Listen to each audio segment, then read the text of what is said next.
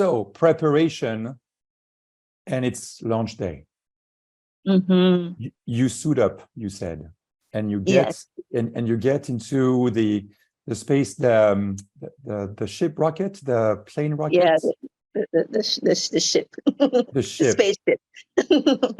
Please tell us about these moments, because you have been preparing, you've been gathering, you've been centering, you've been grounding, you've been aligning, you've been clearing up, you've been zapping. Mm-hmm. And now it's Mm-hmm. the moment, and there are things getting ready. And just like as you said, if one day, extra terrestrials do exist, please come and take me, with the Yeah, chance maybe not coming back. But if they yeah, come, you would go, and maybe not coming back. So there you yeah. are, you buckle up. What goes through your mind? What races through your mind? Or do you have a clear mind and then it goes? So it's really remarkable. This day was one of the most special days ever. And not just because I went to space, but because of the energy that the day started with. So the evening before, I went to bed pretty early, had a very light dinner, and went to bed. And I woke up pretty early. I woke up like maybe 40 minutes before the alarm. I set the alarm for about I think it was like 4 or something like that, but I woke up like 3 o'clock or a little around there. And I woke up feeling very restful and purpose driven. I took a very cold shower because that's one of my practice, very cold in the mornings and in the evening warm.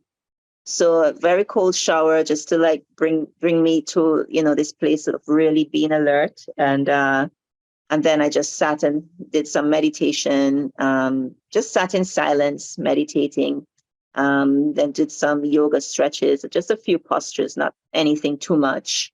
And then I got myself, ready to leave the place where we were staying. We were staying in Ted Turner's beautiful ranch there. One of his Wow. it was a really beautiful, like real VIP, like you're staying in Ted Turner's personal house, So that was pretty like impressive. And one of the things I wanted to do was a bonfire there, just to sit under the stars, because that's one of the things I enjoy doing the most.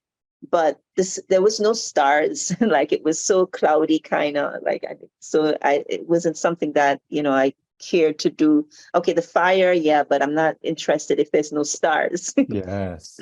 Yeah. But that morning when I went outside, what did I see? Stars. And they were so bright, and it was just wow. And it felt like this ray was just coming down with this peace. And then there was the moon. It wasn't a full moon, and it wasn't a half moon, but a little bit smaller. But you should see the light coming out of that, like reflecting from that moon. So I just saw that as a sign from the universe that everything is going to be well. And that's the feeling that I felt inside. So having this strong faith and trust in the alignment of the universe, if things feel right, then I feel right. But I have to receive that type of feeling to know that I'm in the right direction. If I feel a feeling of confusion or something is just off, then you couldn't even pay me $1 billion for me to do something that I didn't feel it was in an alignment. No matter how desperate I was for the money, I wouldn't do it. That's the person that I am. So we had a light breakfast. Maybe I drank some tea or something.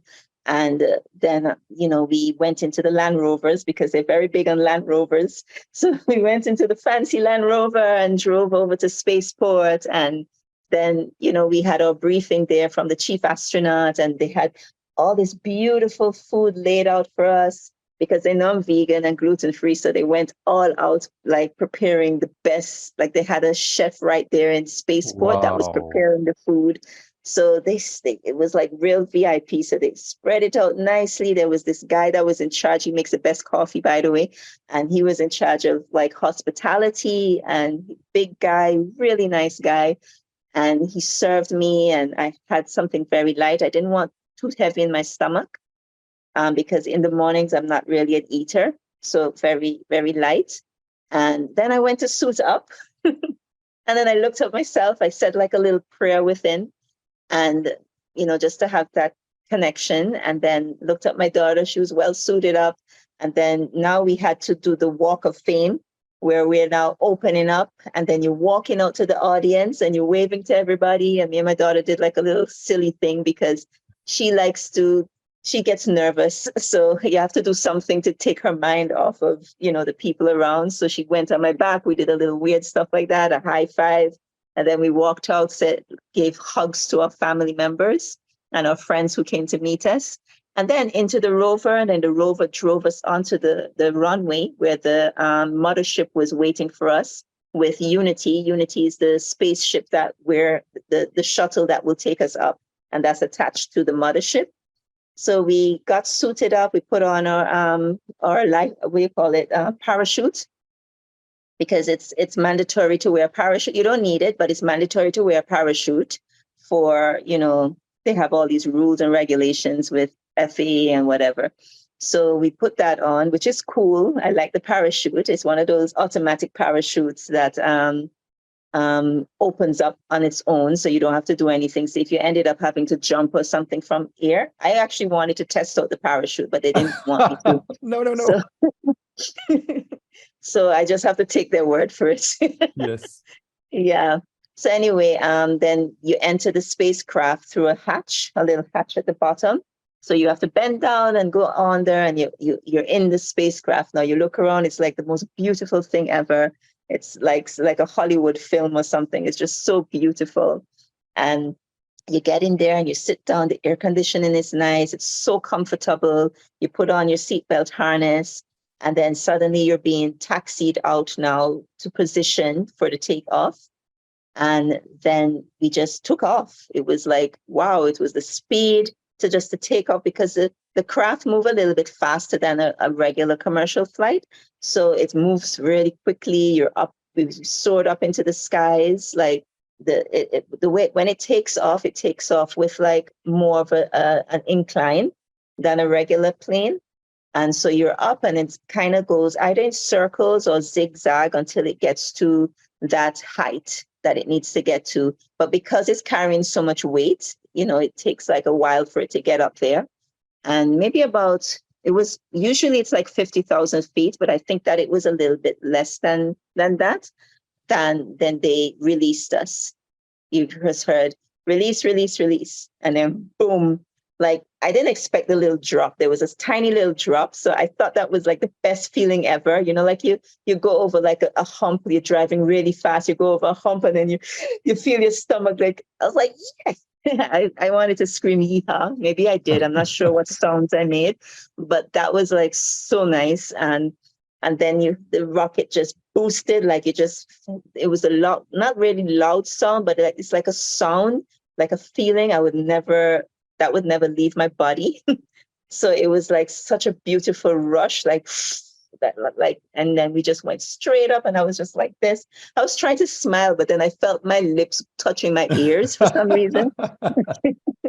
It was so fast. So maybe I got a facelift or something, but it just pulls your skin all the way back.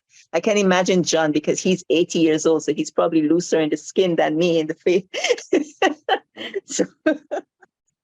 So it was really remarkable. And all I could be thinking about, the only worry that I had is if my daughter would get scared from this, because like I didn't force her into it. She wanted to come into it. I didn't even, So like I was glad she was 18, so she could really make her own mind up.